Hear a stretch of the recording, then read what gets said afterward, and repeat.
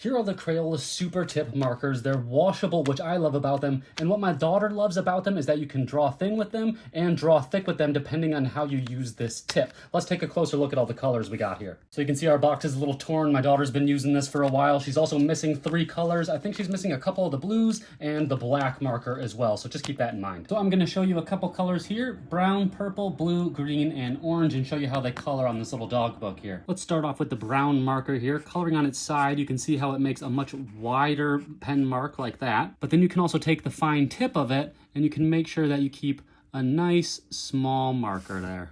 So that's how the brown looks. Here's the blue over here, same thing. On this side, it makes a big streaked mark like that, a fat one. And then you can use the fine tipped point to make smaller lines. Okay, I'll show you orange now.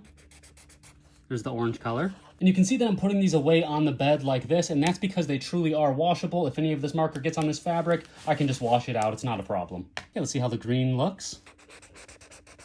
And now let's take a look at the purple. So that's just a small representation of what these markers can do, and my 9-year-old daughter says these are her favorite markers she's ever used, so they're recommended by me and her.